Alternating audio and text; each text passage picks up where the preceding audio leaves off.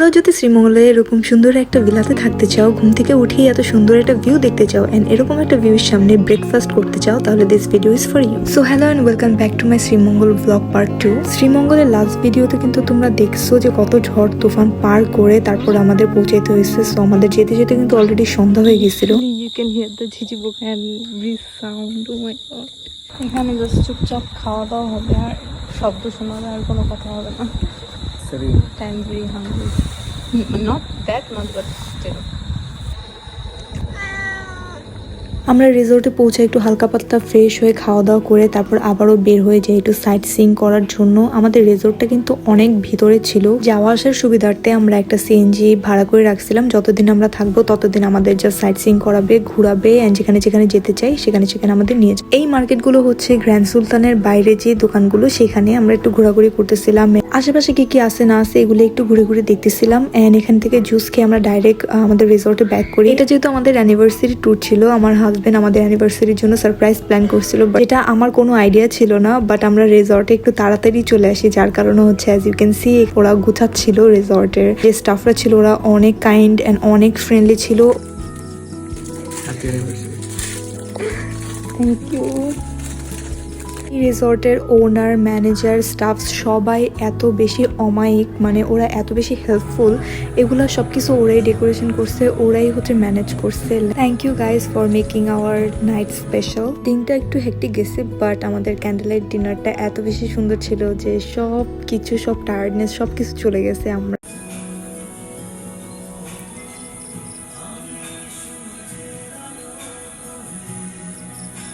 Romantic একটা ডিনারের পর now it's time to cut our cake. এদিন যে আমরা কেক কাটতে পারবো এটা আমি এক্সপেক্টই করি নাই, কিন্তু আপনাদের ভাইয়া কোনোভাবে কিভাবে কি করছে I really don't know, but he manage to got a cake for us so that আমরা আমাদের সুন্দর নাইটটা সেলিব্রেট করতে পারি। ইট ওয়াজ এ রিয়েলি রোমান্টিক নাইট। এটা হচ্ছে পরের দিন সকালবেলা। আমি সেম ড্রেসটাই রিপিট করেছি বিকজ আমি ড্রেসেস অনেক লিমিটেড নিয়ে গিয়েছিলাম অ্যান্ড 2 দিনের ট্রিপে এত বেশি কাপড় চোপড় টেনেও লাভ নেই। সো ইয়া, অ্যান্ড এটা হচ্ছে ভিউ, খুবই সুন্দর একটা হালকা ঠান্ডা বাতাস। অ্যান্ড সারা রাত এখানে বৃষ্টি হয়েছে, কিন্তু আমরা কোনো কিছুই বুঝতে পারিনি। অ্যাকচুয়ালি সব কিছু ভিজা ছিল, এত সুন্দর লাগতেছিল।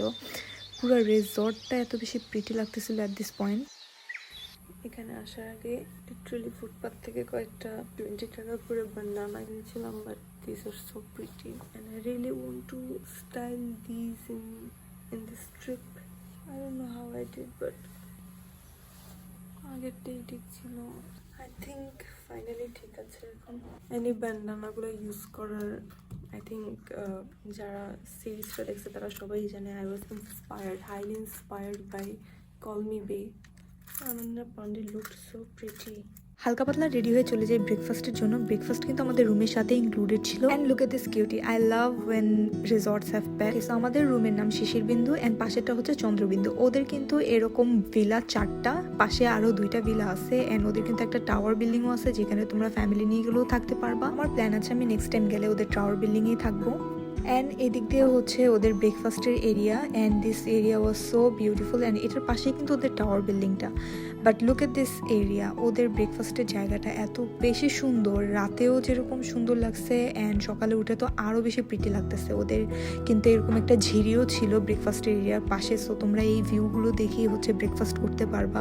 অ্যান্ড আমি এই জায়গাটা এত ভালোভাবে এক্সপ্লোর করতেছিলাম অ্যান্ড এত বেশি সুন্দর লাগতেছিল। একটা টিলা, দেন হচ্ছে এরকম ঝিরি যাচ্ছে, মানে অনেক ডিফারেন্ট টাইপের একটা ভাইব অ্যান্ড অনেক হ্যাভেনলি একটা প্লেস। ওদের ব্রেকফাস্টটা একটু বেসিক ছিল, রুটি বা পরোটার সাথে হচ্ছে ডাল ভাজি, ডিম অ্যান্ড হালুয়া অ্যান্ড যে কোনো একটা ফ্রুটস, তোমার সিজন অনুযায়ী ফ্রুটসটা ওরা প্রোভাইড করে, অ্যান্ড একটা শরবত। পুরো রিসর্টের মধ্যে আমাদের ওর এই এরিয়াটা এত বেশি ভালো লাগছে। দিস ব্রিজ অ্যান্ড এভরিথিং, অনেক পরিবেশটা এত বেশি সুন্দর ছিল। ওদের টাওয়ার বিল্ডিংটা কিন্তু হাতের বাদিকেই, এই যে তোমরা একটু দেখতে পারবা এখানে। সো নেক্সট টাইম আমি ডেফিনেটলি এখানেই থাকবো। আমি অনেক বেশি স্যাটিসফাইড ওদের এই রুমগুলো নিয়ে, পুরো পরিবেশটা নিয়ে খুবই সুন্দর। অ্যাজ ইউ ক্যান সি রুমের amenities and everything was really nice. ওদের ভ্যানিটিটা খুবই হেল্পফুল ছিল। সব রিসর্টে কিন্তু এরকম ভ্যানিটি থাকে না একটা dedicated. So yeah, I really love that. এখন আমরা রেডি হয়ে সারাদিনের জন্য বের হয়ে যাব ঘোরাঘুরি করার জন্য। তো this is our fit. Let me know তোমাদের কাছে কেমন লাগছে আমাদের আউটফিট। আমি অনেক বেশি কমফোর্টেবল ছিলাম এই সুন্দর মিডিটাতে। অ্যান্ড আমাদের জার্নি যখন স্টার্ট হয়েছে আমরা দুইজনই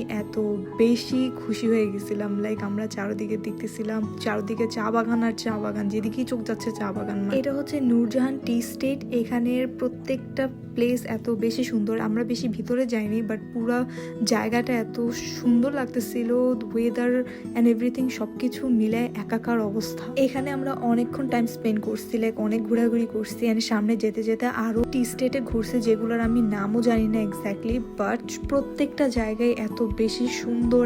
we just couldn't take our eyes off, to be honest. Like যেখানেই যাও না কেন, বড় বড় পাহাড়ের টিলা, এরকম চা বাগান, এটা অন্যরকম একটা ফিলিং। তারপর আমাদের নেক্সট ডেস্টিনেশন হচ্ছে মাধবপুর লেক, যেখানে আমরা অনেক ট্রেকিং করে অনেক উপরে উঠি। যেতে যেতে এখানে আমরা কত কিছু দেখতেছি। এখানে এত সুন্দর করে লোকটা বাঁশি বাজাচ্ছিল।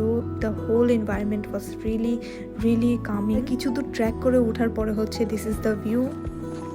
Smells like nothing. একটা পিচ্ছি গাইড ছিল, ও আমাদের নিয়ে নিয়ে ঘোরাচ্ছিল, অ্যান্ড ওটা কি ছিল আমি জানি না, এখন আমার খেয়াল নেই। কই ও এটা আরো সুন্দর জায়গা। ও মাই গড, মাশাআল্লাহ। আর পিছে দেখো, এই পাশে কত সুন্দর লাগতেছে। এটা দাঁড়ায় চলে। আমাদের পিচ্ছি গাইডটা অনেক সুন্দর সুন্দর অনেক ভালো ভালো পিকচার তুলে দিচ্ছে আমাদের। ওরা কিভাবে যেন সব সেটিংস অ্যান্ড এভরিথিং সব কিছুই জানে। উপরে ওঠার পরে এত ইউনিক একটা জিনিস দেখতে পাইলাম, যেটা হচ্ছে চা পাতার ভর্তা। মানে আমরা এক্সপেক্টও করি নাই যে এটা এত বেশি মজা হবে। সো এটার পিছনে একটা স্টোরি আছে। এইটা ওদের লোকাল একটা ভর্তা, যেটা ওরা সবসময় খায় অ্যান্ড রাত্রেবেলা বেশি খায় যদি ওদের ঘুম কাটাতে হয় তাহলে। এই ভর্তাটা যে কি পরিমাণে মজা ছিল। ট্রেকিং করে উপরে ওঠার পরে সবাই দেখতেছিলাম ভোজপুরি ভাষায় কথা বলতেছে। তো পরিবেশটা একটু অন্যরকম ছিল। এন্ড এই ভর্তাটা হচ্ছে লোকালরা অনেক বেশি খেয়ে থাকে এনার্জির জন্য অ্যান্ড টায়ার্ডনেস কাটানোর জন্য। এই ভর্তা খাওয়ার পর আমরা যত টায়ার্ড ছিলাম, যাই ছিলাম না কেন, ইট ওয়াজ গন। মানে কেমনি যেন আরো বেশি এনার্জেটিক হয়ে গেছি। আমাদের একটুও ঘুম আসতেছিল না, টায়ার্ডনেস নাই, কোনো কিছু নেই। আমরা এরপর আরো অনেক ঘুরছি। লোকালদের কাছে যেটা জানতে পারলাম, এই ভর্তা খেলে নাকি সারা রাতেও ঘুম আসবে না। ঘুম কি জিনিস কে তোমরা জানবাই না, এটা হচ্ছে ব্যাপার। সবকিছু এক্সপ্লোর করার পরে হচ্ছে আমাদের লাঞ্চ টাইম হয়ে গেছিল, তো আমরা আবার ব্যাক করে ফেলি। এন্ড লাঞ্চের জন্য আমরা গ্র্যান্ড সুলতানের অপোজিটে যে রেস্টুরেন্টটা ছিল সেখানে